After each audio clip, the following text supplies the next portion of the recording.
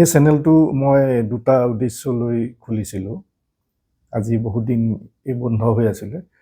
এজন বন্ধুৰ লগত যোগাযোগ হোৱাৰ পিছত আজি এই কথাখিনি ক'বলৈ লৈছোঁ। প্ৰথম কথা হ'ল, এই চেনেলটোৰ যোগেদি কোনো মই যশ খ্যাতি বা বিলাসী জীৱনৰ উদ্দেশ্য কৰি খোলা হোৱা নাছিলে। যশ খ্যাতি বিলাসী জীৱন এইবিলাক লৈ মই কৰিম কি? এইবিলাক বস্তু মোৰ ওচৰত কোনো মূল্য নাই। মই সত্যৰ সাধনাত ওলাইছিলোঁ। বহুত মানুহে যেতিয়া জীৱনত বেলেগ উদ্দেশ্য লৈ কাম কৰে, মই সত্যৰ উদ্দেশ্য লৈ কাম কৰিছিলোঁ। বহুতে আধ্যাত্মিকতা বুলি কয় বা স্পিৰিচুৱেলিটি বুলি কয়, যিয়ে কওক লাগে, সেইটো হৈছে সত্যৰ ৰাস্তা। আৰু সেই সত্যৰ ৰাস্তাত কোনো জাতি, ধৰ্ম, ভাষা, বৰ্ণ, কোনো জীৱৰ ভেদভাৱ নাথাকে। কাৰণ যিটো ভেদভাৱ থাকে, সেইটো ভেদভাৱ হৈছে খন্তেকীয়া।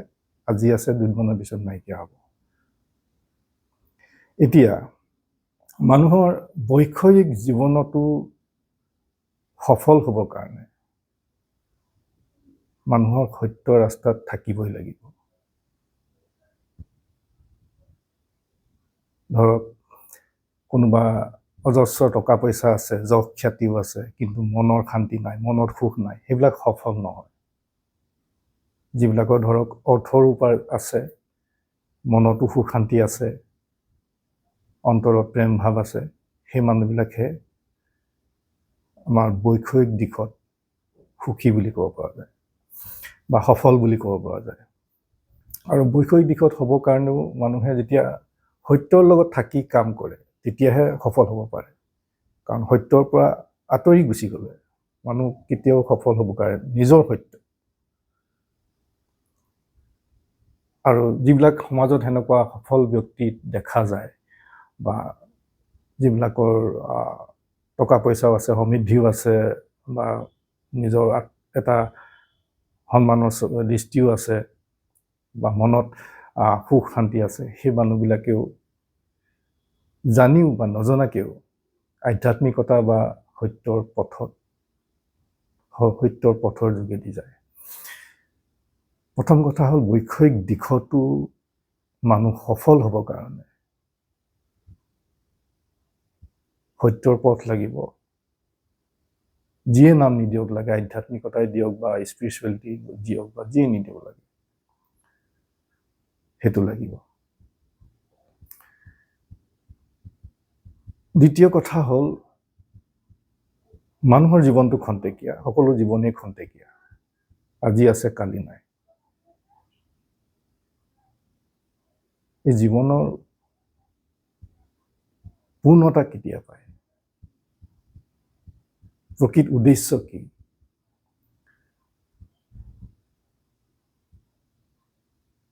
আৰু জীৱনৰ যি পৰম সত্য, যি আমাৰ শাস্ত্ৰত বাৰে বাৰে কৈ আহিছে, অকল ইয়াতে নহয়, বহুত বেলেগ বেলেগ শাস্ত্ৰতো একেটা কথাই কয়।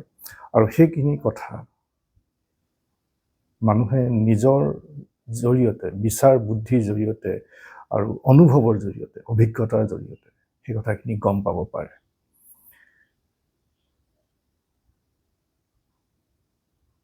আৰু সেই পৰম প্ৰাপ্তি, যিটো নিজৰ যিটো প্ৰকৃত পৰিচয়, যিটো সেইকাৰণে জীৱই বা শিৱ বা বুলি কয়, একেই পৰম সত্য, একেই ঈশ্বৰ সৰ্বত্ৰ বিৰাজমান বুলি কয়। প্ৰতিটো জীৱই পৰম সত্যৰ এক expression. Everything is the expression of the divine infinite. আৰু প্ৰতিটো জীৱই পৰিচয়, আচল পৰিচয়। বাকী এই যিটো দেখিছোঁ, এইটো এটা শৰীৰ হৈছে এটা আৱৰণ। আজি আছে, এইটো এটা চোলাৰ নিচিনা, আজি আছে, কাইলৈ নাই। আৰু এইবিলাক কথা বৰ্তমান বিজ্ঞানৰ যোগেদিও বহুতখিনি প্ৰমাণিত হৈছেহি। বিজ্ঞানো লাহে লাহে তেনে এটা পৰ্যায়ত উপস্থিত হৈছেহি, যিখিনি কথা আমাৰ আগতে আধ্যাত্মিকতা বা শাস্ত্ৰত কৈছিলেহি। আৰু মোৰ কাৰণে আটাইতকৈ গুৰুত্বপূৰ্ণ হৈছে নিজৰ প্ৰকৃত পৰিচয়ত উপস্থিত হোৱা এইটো জীৱনকালতে। কাৰণ জীৱন আজি আছে, কালি নাই। মানুহ জীৱনটো মই মূল্যৱান বুলি ভাবোঁ। আৰু গুৰুৱে যিটো ৰাস্তা দেখুৱাই গৈছে সেই ৰাস্তাটোৰ জৰিয়তে তেওঁ যেনেকৈ দেখুৱাই গৈছে সেই হিচাপে মই আগবাঢ়ি গৈছোঁ, সেনেকেই মই পাইছোঁগৈ। আৰু সেইকাৰণে মই কওঁ যে এইবিলাক যশ খ্যাতি বা বিলাসী মোৰ কাৰণে কোনো মূল্য নাই। অৰ্থৰ গৃহস্থ মানুহৰ কাৰণে অৰ্থৰ প্ৰয়োজন আছে, অৰ্থৰ প্ৰয়োজন হয়, আৰু অৰ্থৰ প্ৰয়োজন হয় অৰ্থ উপাৰ্জন কৰি সমৃদ্ধি অৰ্জন কৰি মনৰ শান্তিৰে জীয়াই থাকিবৰ কাৰণেও সত্যৰ পথ বা আধ্যাত্মিকতাৰ পথ লাগিব। আৰু এটা পৰ্যায়ত অৰ্থৰো কোনো বা টকা পইচাৰো কোনো মূল্য নাথাকে। মানুহে যেতিয়া এটা পৰ্যায় গৈ পায়গৈ তেতিয়া সেইটো পৰ্যায়ত টকা পইচাৰ কোনো মূল্য নাথাকে। সেইকাৰণে বহুত ঋষি মুনি সাধু সন্যাসীয়ে টকা পইচাৰ কাৰণে চিন্তা নকৰে, আৰু সেনেকৈ ভগৱান বুদ্ধইও নিজৰ সিংহাসন এৰি থৈ গুচি গৈছিলে। সেনেকুৱা উদাহৰণ বহুত আছে, বিচাৰিলে পোৱা যায়। মোৰ কাৰণে নিজৰ প্ৰকৃত স্বৰূপত উপস্থিত হোৱা জীৱনকালতে মোৰ সেইটো উদ্দেশ্য। তাৰ কাৰণে সাধনা লাগে, তাৰ কাৰণে সময় লাগে। আৰু এই চেনেলটো পেজটো খোলাৰ দুটা কাৰণ আছিলে, মই কৈছিলোঁ দুটা কাৰণ আছে। এটা হৈছে মই বহু বছৰে এই সত্যৰ সাধনা কৰিছিলোঁ, আধ্যাত্মিক পথত মই সময় দিছিলোঁ, টকা পইচা খৰচ কৰিছিলোঁ, বহুত টকা পইচাও খৰচ কৰিছিলোঁ, বহুত সময় দিছিলোঁ। আৰু যিবিলাক কথা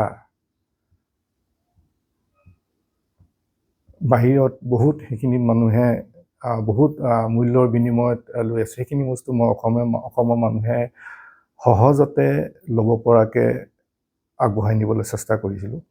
এটা হৈছে সেইটো এটা উদ্দেশ্য, আৰু এটা ফাণ্ড ৰাইজিং আমাৰ এখন অনাথ আশ্ৰম আছে, আশ্ৰমৰ ল'ৰা ছোৱালীখিনিৰ কাৰণে এটা ফাণ্ড ৰাইজিং, আৰু গৃহস্থ হিচাপে সাধাৰণভাৱে চলিব পৰা যিখিনি হেৰি, আৰু সেইখিনি বস্তু এটা সময়ত কোনো প্ৰয়োজন নাথাকে।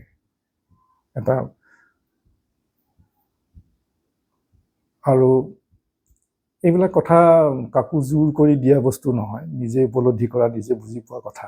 আৰু যদি মই আগতে কৈছোঁ যে সত্যৰ পথত খোজ দিয়া মানুহৰ কাৰণে কোনো জাতি, ধৰ্ম, ভাষা, বৰ্ণ, জীৱৰ কোনো ভেদ নাথাকে।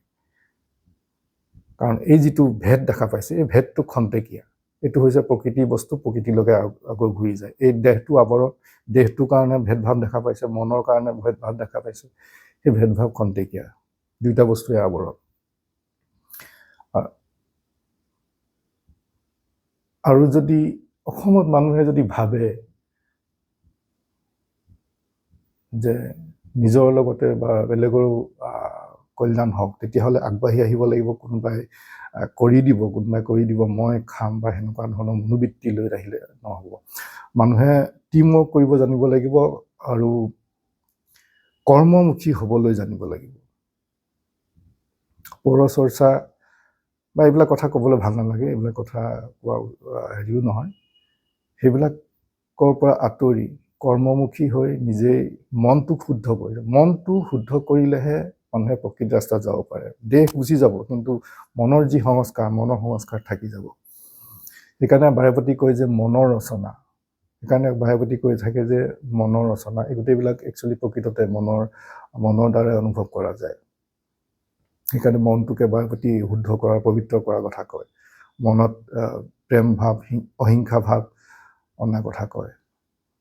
আৰু যোনে ভেদভাৱ আহে, যাৰ মনত বেছি ভেদভাৱ থাকে, বা যাৰ মনত বেছি অহংকাৰে ঠাই পায়, অত্যাধিক অহংকাৰ চবৰে থাকে, অহংকাৰটো শেষ পৰ্যায়তহে মানুহৰ অহংকাৰটো ধ্বংস হয়, যেতিয়া মানুহে নিজৰ প্ৰকৃত স্বৰূপত উপস্থিত হয়। তাৰ আগলৈকে কম বেছি পৰিমাণৰ অহংকাৰ চবৰে থাকে। কিন্তু যাৰ অত্যাধিক অহংকাৰ থাকে, যাৰ অত্যাধিক ভেদভাৱ থাকে, যাৰ মনত অত্যাধিক হিংসা থাকে, সেই মানুহৰ বা সেই জীৱই কেতিয়াও ঠাৰণি নাপায়। কাৰণ এই খন্তেকীয়া বস্তু লৈ মানুহে কোনো ৰক্ষা কৰিব নোৱাৰে। অলপ ভালকৈ বিচাৰ কৰি চালে গম পোৱা যায়, বিচাৰ কৰিলে গম পোৱা যায়, কাৰণ মানুহ হৈছে বুদ্ধিমান জীৱ। আৰু সেইটোৱে কথা, যদি ভাবে তেতিয়াহ'লে ওলাই আহিব লাগিব। কোনোবাই বা মানুহে আমাৰ এটা হেৰি আছে, দুৰ্নাম আছে, কি হয়, টিম ৱৰ্ক। মানুহে টিম ৱৰ্ক নাজানে বুলি কয় আমাৰ সমাজত। আমাৰ মানুহে একেলগে কাম কৰিবলৈ শিকিব লাগিব কাৰণ প্ৰফেশ্যনেল লাইফ সদায় টিমৱৰ্ক মানুহে ওলাই আহিব লাগিব নিজৰ ব্যক্তিগত বস্তুটো এৰি ওলাই আহিবলৈ সাহস কৰিব পাৰিব লাগিব মই এইখিনি কৰিম মই এইখিনি দায়িত্ব ল'ম আমি এইখিনি সমজুৱাভাৱে এইখিনি বস্তুখিনি আগবঢ়াই ল'ম তাত মই এইখিনি বস্তু দায়িত্ব ল'ম সেনেকুৱা ধৰণৰ মনোবৃত্তি লৈ আহিব লাগিব তেতিয়াহে এই কামবিলাক কৰিব পৰা যায় নহ'লে এই কামবিলাক কৰিব পৰা নাযায় আৰু যদি আছে আপোনালোকৰ মনত যদি সেনেকুৱা ভাৱ আছে তেতিয়াহ'লে ওলাই আহক নিজৰো কল্যাণ হ'ব সকলোৰে কল্যাণ হ'ব নমস্কাৰ